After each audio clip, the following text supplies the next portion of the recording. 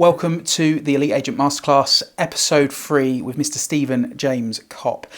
In the previous episode, we were talking about the causes of negative stories and how they can impact us. But what we want to dive into in this episode is more the solutions that people can explore and implement into their lives. But the first question I had at the tip of my tongue was to ask Stephen, you've dedicated the lion's share of your life to psychology. Why? It's a really good question. And I think we touched on it in previous episodes, and I don't want to go there too much again. But firstly, I think I had a lot of challenges, not for any specific reason when I was growing up, but where I grew up with relatively low self-esteem. And I wanted answers to that. I wanted answers. And then secondly, followed by the death of my son 21 years ago in a car accident, and then wanting to know how to navigate grief and how to make purpose out of pain. I wanted to make purpose from pain. And the majority of people I see, it's about how do we make purpose out of pain? How do we turn around bad experiences and use that energy, because it is an energy.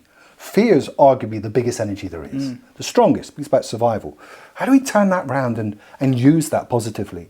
And that then became a lifelong action for me of studying, repetitive studying, hundreds if not thousands of books, and working with lots of eminent psychologists to really milk their brain to find the best of the best.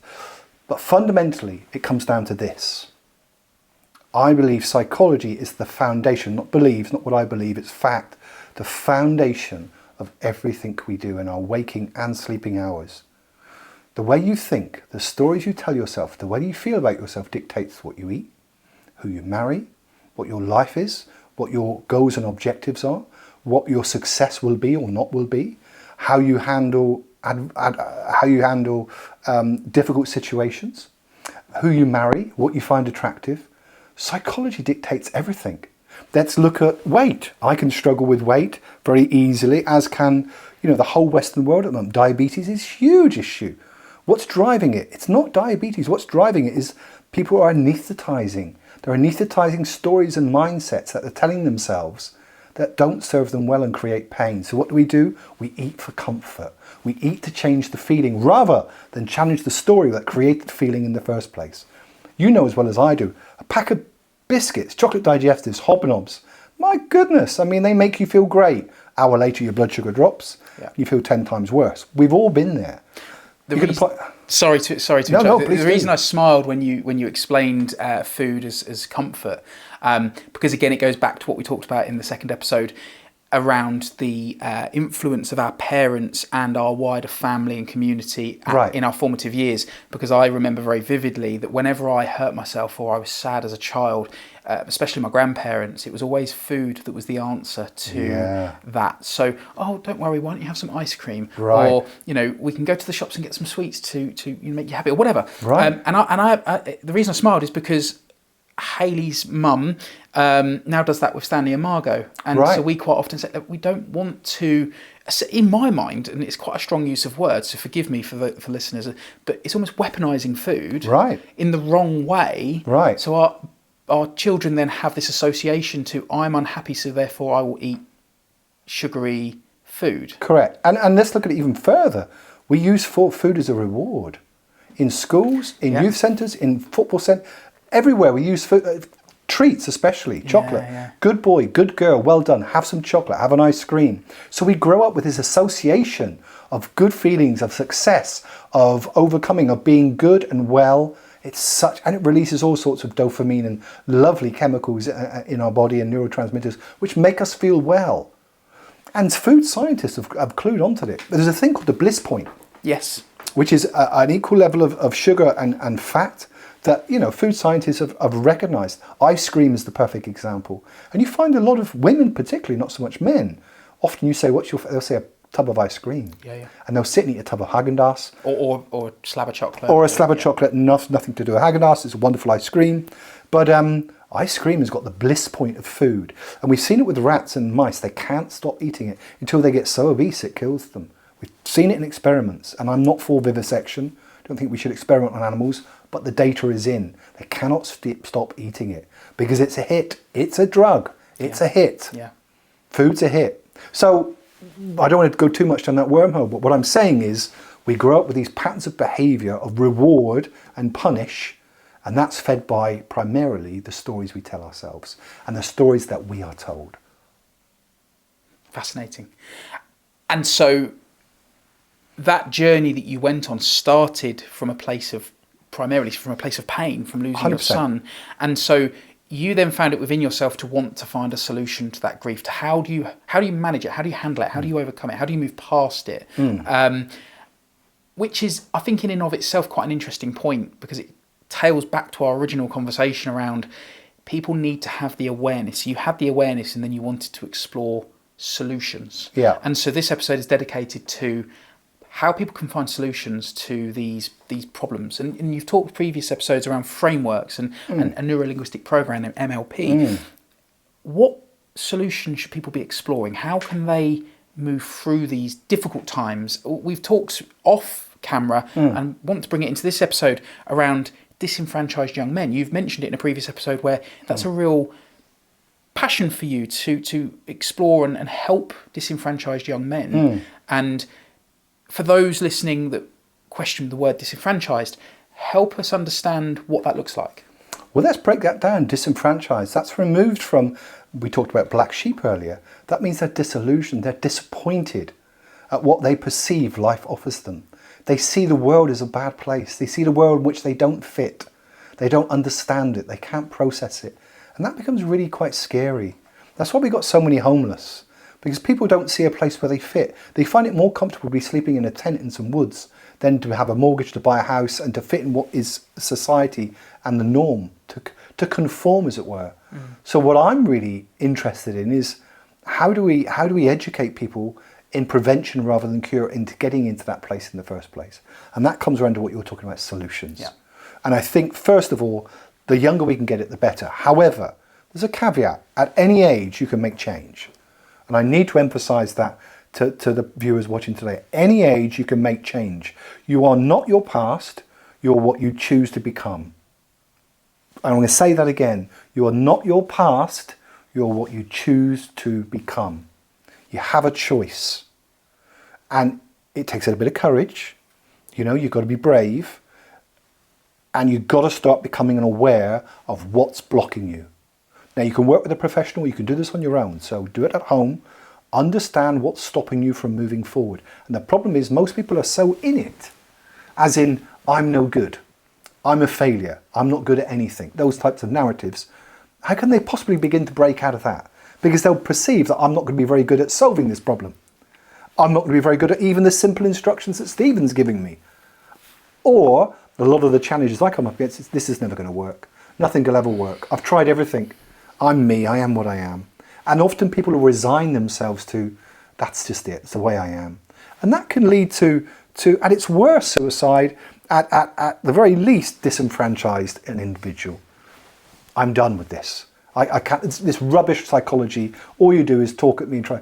Well, what we're trying to do is get you to realize that actually you're more than what you're currently thinking. Your data set, your reference point, that bucket of knowledge of everything you read, every TV program you've ever seen, everything your parents have ever said to you, every time a girlfriend or a boyfriend has dumped you, every time you've had a bad night out or people have laughed at you, all of that has gone in and you're referencing that.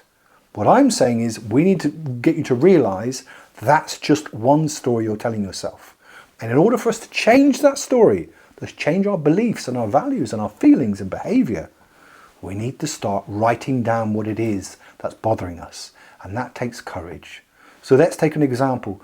I don't feel good enough. I don't feel attractive. I don't like my body. The more honest you can be, and sometimes this works better when you're on your own, the more effective it'll be. And then let's start reshaping that. So I don't like my body. We could reframe that completely with the opposite, which is, I don't like my body today, but I'm going to like it. I'm going to like it. And then why do you not like your body? Well, because I've got a bit of a tummy, or my chin's a bit this, or my muscles aren't big enough, or all this nonsense. The reality is, it's just an underlying narrative saying, I don't like myself. But you can flip that. Find the counter argument to this, and anybody can do that. Anybody can do this. A child can do it. My daughter's done it, who's 8. A child can do this exercise. Write down your past. That's what you're doing. You're auditing everything you dislike about yourself, and then found the counter argument. Broaden your data set of options for your brain. Give it another option. Start recognizing and becoming conscious of the positive red car syndrome. Yeah. Start becoming conscious that there is an alternative thought and feeling and thus behavior. Become conscious that there is more than one way to think. Once you understand that basic principle and realize that the brain always is acting in your best nature, always acting in your best interest. Fact. The brain is, even when you're feeling terrible, you've got anxiety, the brain is always acting in your best interest. It's just receiving the wrong data. Give it the option for better data, it will choose the better data. And that transfers across all areas, because I want to make sure that the audience listening in understand the depth to which this can go, that process. Because I suppose I have a question. If you have someone who is, let's for argument's sake say, is a client of yours, they come to you and say, Stephen, I am just unhappy. I'm unhappy with my life. They feel disenfranchised. But I've listened to you talk about being able to write it down, but I don't know where to begin. How does that begin for someone? Because that's the thought that's going through my head is, if I've got something that's troubling me, I could write it down, but can I suppose the question is the problem the thing that someone needs to tackle? I suppose that's why they need expert help from people like yourself, or expert support from people like that, because you will get to the root cause rather than the surface level initial thing that is written down. Does that question make perfect sense? So write down that. I don't know where to begin. Isn't that the first problem to address? I don't know where to begin. I suppose it is, yeah. And that will lead on to, what do I start to say? I don't know what to say. And that might lead on to, I feel a bit stupid now because I feel a bit strange writing these things down. Oh, this will never work anyway. And the brain does a strange thing. I'm going to give you an analogy now, and this might explain a lot. If we imagine that a computer or an iPad or a phone, any form of computer, is an externalization of the human brain. And if we want to get philosophical, some say it's the human brain trying to remove itself from the confines of the biological body. But that's a conversation for another time. But if we imagine a computer as an externalization of the human brain, when we first get a computer, right, when we first buy it, get a new iPhone or whatever phone we're using, it's really fast. It's really efficient. It works really well. For a year, 2 years, come 3 to 5 years, and it starts to glitch. Things start to happen with your computer. It might not load a spreadsheet very well. It might reboot. It might freeze. It might not send emails as quick. The reception, the battery might fall out. So it then goes into one of 4 states. It goes into freeze. It kind of stops. It flops. It doesn't work as well, but it goes into one of 3 or 4 states. And eventually you get a new phone, okay? Well, the brain works in exactly the same way. And this is going to tie into what the question you asked just now. The brain works in the same way as what a computer does. As we go through life, we have experiences. Same as a computer does. Difference being on the computer, they're applications. They're browser windows. The computer went wrong because in the background, there were loads of browser windows we never shut down. There were loads of applications we used, some maybe corrupted and viruses. And it took away resource from the CPU, and eventually the CPU got degraded, the central processing unit, the brains of the computer, and it got flaky and it collapsed. The human brain's the same. The difference being is, with us, it's not applications what break it, it's experiences. As we go through life, we have experiences. Forget stories for a second. We have experiences. And those experiences build up in our subconscious. Often between our 30s and 40s, while we usually have a midlife crisis, there gets to a critical mass of experiences which put us into one of 4 states, because it's taken away from our prefrontal cortex to our paleomammalian cortex, our emotional brain's kicking in. It's taken resource away from our thinking, our logical brain, because there's so much running in the background in our emotional brain. There's so many bad experiences. There's so much trauma. And I use trauma not in a pathological way, but to say bad experiences. Yeah. There's so much running which has been unprocessed in your subconscious brain that your brain here stops working. And then the body does one of 4 things. And this is where I usually meet clients. It goes into one of 4 states. It goes into fight or flight, which everybody's aware of. Yep. Flight, panic attacks, anxiety. Fight, anger, aggression, you know. But 2, what most people don't discuss, freeze and flop. The brain can go into freeze and flop. We call that brain lock. Flop is depression. Freeze is where we just can't think of the next step. And that brings me right down to your initial question. If you are sat there thinking, what is the next step? Speak to a professional or simply write down, I don't know what the next step is. So in essence, it is to write down exactly what you're thinking. 100%. So I don't know what to write down is what you would write down. Correct. Because that then is just a natural processing mechanism where the brain may then start to kick in and go, but what about this? 100%. And be free, let go, sit on your own, don't care what you write. It doesn't have to mean anything. Write down what you're thinking. I feel a fool. I feel silly. Fine. Write it down. Begin to understand yourself. Educate yourself about who you are. That's where it begins. People don't do it. It sounds silly, and especially us men. We're really guilty of not... Women are very, very good at this. They journal, they speak to their friends. Of course. They'll go to a group of girls and say, how are you feeling? And they say, oh, I feel... And they work it out between themselves. Yeah, Men don't do that. We don't talk about feelings and emotions. And that's why there are so disenfranchised so many men out there. Because I'll go into the pub, if I go to a pub, or I'll say, all right, James, you'll say, how are you? I'll say, yeah, life's great, fantastic. You know, I was on TV last week and, you know, I'm working with this person and that person. And that's wonderful. I'm going to present to you the best of me. Because men have got a certain ego state, which women don't. Men have got testosterone. And when we're younger, we like to show that life is good. We don't share that sometimes life can be challenging, and everybody's life is challenging. So men are not great at journaling. We tend to think, do you know what, just push on through.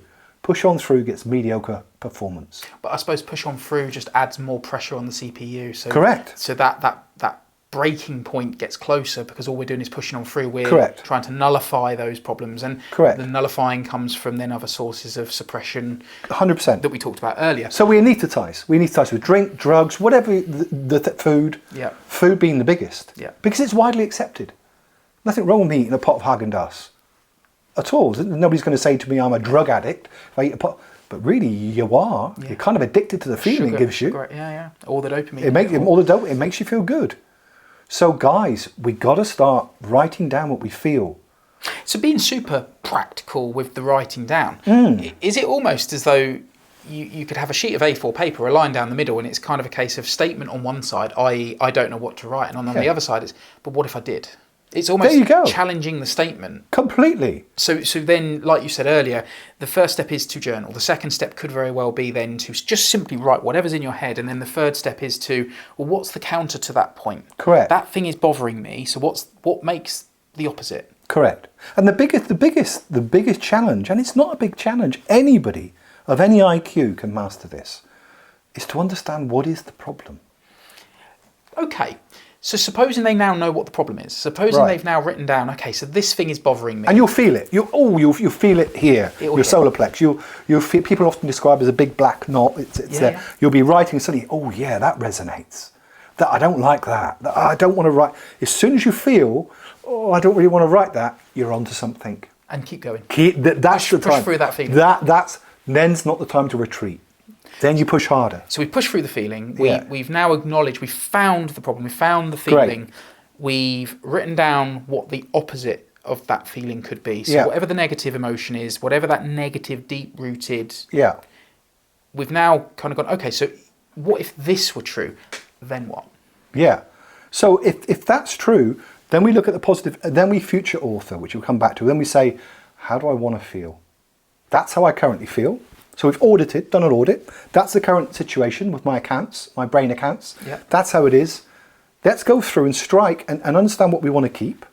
Let's understand what we want to keep, but let's notice what's the touch points, the red flags, which one's really, and let's start writing down what you want to be. So even if you can't think of how you're feeling, as in feeling bad, everybody knows what they want to be. And I'm just going to tell you into a secret, is most people can think of the negative, can think of the positive.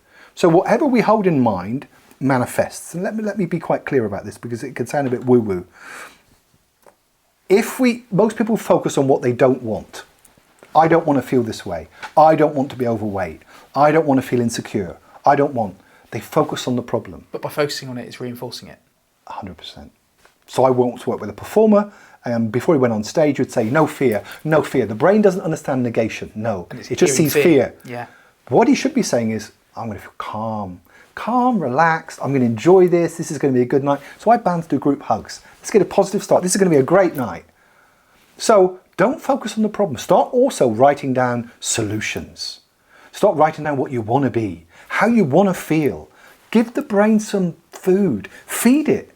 Give it an opportunity, a chance to say, okay, well, actually we wrote that the other day because it would do it cybernetically. You don't have to think about this. Give it an option to that negative narrative. Give it an argument to say, I've got a choice to think and be and do that.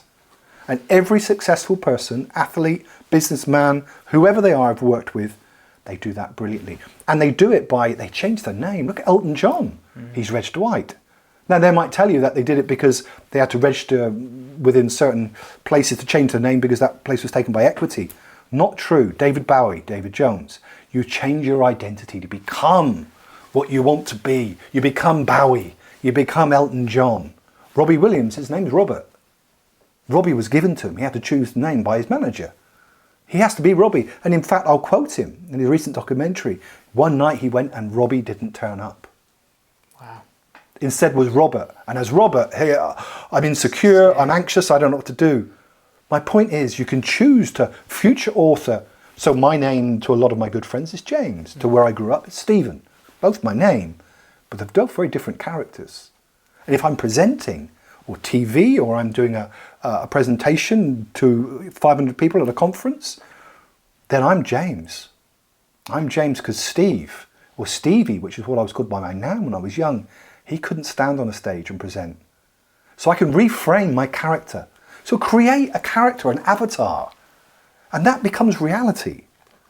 Yeah. You manifest. So all these books on the law of attraction, The Secret, they're wonderful and they're factual, but it's a bit woo-woo the way it's presented. Yeah. What I want to draw light on is let's look at the science of how that really works. Yeah. Create your character, whoever he or she is. Create your character there. Establish with an audit there who you are. Bridge that gap. Even give yourself a different name. I call my amygdala Amy. So if I'm feeling anxious, I'll say, oh, Amy's kicking off again, because it's my amygdala releasing adrenaline. Simple. But it diffuses it. But that's the point, isn't it? It's a verbal trigger. It's a trigger to Huge. you to alert you, to give you the awareness Huge. that something is about to happen that actually you don't want to happen. Huge. And actually, as you said about essentially an alter ego with a lot of these performers and what have you. Yeah. And a friend of mine, he runs and he trained and he did an ultra marathon and he's now doing several more.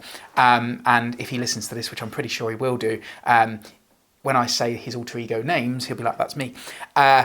He has Rocky and Reggie. Got it. And so when he is doing a run and he's starting to feel tired, Reggie kicks in and Reggie's like this one on his shoulder that's kind of saying, you should give up. You're not good enough. Yep. Now's the time to kick it in because nobody else runs quite as far as you. So just take a break. Whereas Rocky kicks in and goes, not a chance. We're going to tackle that and we're going to defeat it. And he's like, I tune into Rocky and Rocky gets me through. 100%. When I'm not feeling like I can get that bit further. 100%. And so that's the point though, is it's not woo-woo to be able to talk to yourself and say, but that's not how I want to feel. But everybody does this on a daily basis, James, and this is the beauty of it, but they don't realise it.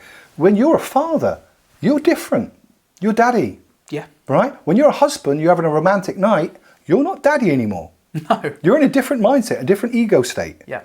You're doing it daily. When you're a boss and somebody in your business has committed gross misconduct, which I'm sure they never have, but and you've got to have a serious conversation with somebody, you're not daddy. Yeah. You're not daddy anymore. You're certainly not lover. You're certainly not a husband. The ego state changes again. So this is not woo-woo. This is how we operate subconsciously all day, every day. I think to actually take it towards the negative as well, people are behaving based on what they tell themselves already on a daily basis. Correct. Anyway. So if they're experiencing negative emotions, if they're acting out, if they are someone who has a short fuse and they tell themselves they've got a short fuse, so all they're doing is reinforcing that message that when somebody does something that annoys me or frustrates me, I'm going to blow up because that's who I am. Yeah. You're already doing it. So actually, to call it woo-woo is to poo-poo your own way of thinking. Correct. Because you're already doing it, but you're doing it from a negative standpoint. Correct. So you can then switch that and do it from a positive if you so wish. Correct. Look at our culture and some of the phrases, and words are everything because words are spelt, as we said earlier. They're spells. So where we derive the word spells, right? Yeah. Magic. They really are. Because even in our language, when we're running or doing a sport, dig deep, second wind, right? There is that, and I call it the sixth ego state. There is that state you can go into which is uber focused, beyond pain, beyond fear. And we've all got it. Yeah, yeah. We've You all have to got look it. at the likes of Ashley Kane. 100%. He's a great example. 100%. Look at boxers. I don't know if you saw the Conor Ben Yeah. and the Eubank fight. Oh, wow, yeah. Now they had to go to a place which most people have never been. Yeah, yeah. Beyond fear, where in the end none of them felt any pain in that ring. None. No. The body took over because you're commanding the body. No room for emotion. That was pure instinct. But the thing is, we all got that capability. We're just not tapping into it. Most people don't do what it takes to be what they want. Yeah. A, they don't realise it, and B, they're lazy. And I don't want to use that word detrimentally. It's just how we're conditioned. Yeah, yeah. Because the brain is wired for safety, and a lot of our narratives that we were brought up on were wired to increase even further that safety. Agreed. So therefore, people don't want to move towards anything that creates discomfort. 100%. And this process, for many men out there, especially men, will create discomfort. 100%. And discomfort. And therefore, it's easy to call it woo-woo, because then it's like, I don't want to do that. Dismiss it. That woo-woo BS. But that in itself is, in my humble opinion, that is just simply succumbing to the laziness that we're talking about. Agreed. The safety. The It's safety. safe for me not to address these problems. The path of least resistance Yeah. is so attractive. But guys, we all know it. You know, when I left university, I was in a sales job at IBM. You pick up the phones, you work hard, you'll get the business. People didn't pick up the phones. And then they complain they're not getting the business. You pick up the phone, you do the work, the rest will happen. Most people don't do what it takes. Firstly, they haven't got the belief that it will change. But I'm telling you now from experience of working for 25 years in this industry and seeing some incredible people, remarkable people, they go places most people are a little bit nervous to go. So it's easy to dismiss that as woo-woo. It's not. It's science, it's reframing, it's focus.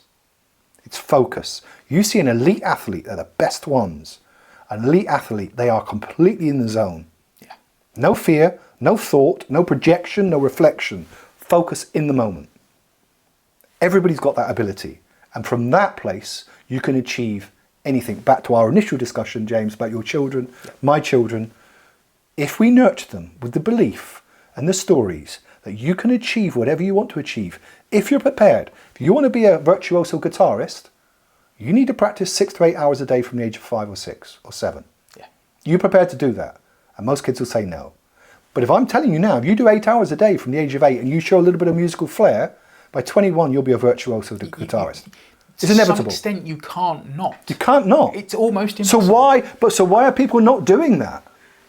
Because they're not willing to do the work. They're not willing to do the work. And I'm telling you, you can be what you can be rich, you can be famous, you can be whatever you want.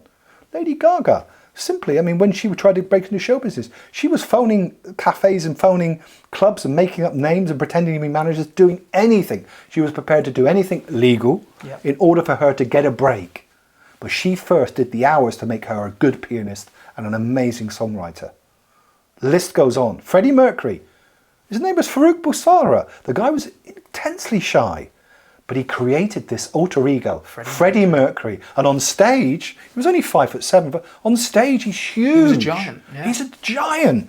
But if you met him in real life, very shy, really quite shy and quite humble and quite modest. But does that make him a liar? No, that makes him a genius. Absolutely. And that's the secret. If you were to write a book about the true secret, is you can be anything you want as long as you're prepared to do what it takes. Yeah. Wow. I almost feel like there's so many more questions I want to ask, but that's such a strong place to bring that episode to a close. And it might mean that this leads our conversation to future episodes and more conversation and going further on this topic, because I think that one episode, I think the way in which we've pulled this together, it's told a story, it's taken a journey, and at the end there we've talked about solutions, but we've then given the viewing public the opportunity to have examples. Yeah. Have examples, the Elton Johns, the Lady Gagas, the Freddie Mercurys of the world. A lot of people look at them and go, well, that's good for them, you know. They were lucky. Overnight success almost. Yeah. They were lucky. They got that lucky break. Well, Lady Gaga probably knocked on 1,000 doors and made 100,000 phone calls before she got that lucky break. And so I think that's a really impactful place for people to park this conversation so that they can really percolate on, I can do what I want to do. Now I've got the tools from this conversation on how to do what I want to do. How can I break the patterns I currently sit in? How can I then change the narrative and give myself new data to give myself the Lady Gaga, the Freddie Mercury, the Elton John, to give myself that opportunity. And I think if the people who are viewing want to know more, and for us to take it really down to a low level of exactly what tools and techniques, then I'd be more than happy, James, to sit down and do that with you, and maybe give out some worksheets if they were to write in on literally how they can do that, how they can really become whatever you want. And I'm a man of science. I cannot emphasize that enough. I'm a man of science, and I'm saying to everybody, you can be whatever you want to be within reason. You know, I'm a guy in my 50s. I'm not going to be an Olympic athlete now. However, nothing's stopping me from doing many other things that I want to do. You know, we need to acknowledge our physiological restrictions, but there's nothing you can't do. And we see that in the Paralympics. We see that in the Olympics. We see that on stage. I was watching Queen the other day with Adam Lambert. Phenomenal vocal. Yet that boy at school was shy and had a hard time. Look at him. His vocals are phenomenal. Who could have ever thought somebody could have filled those shoes? And I've had the pleasure of working with a lot of these people, and they are normal people. When you speak to them off stage, off screen, away from the limelight, they are very quiet, normal people, like me and you. Yeah.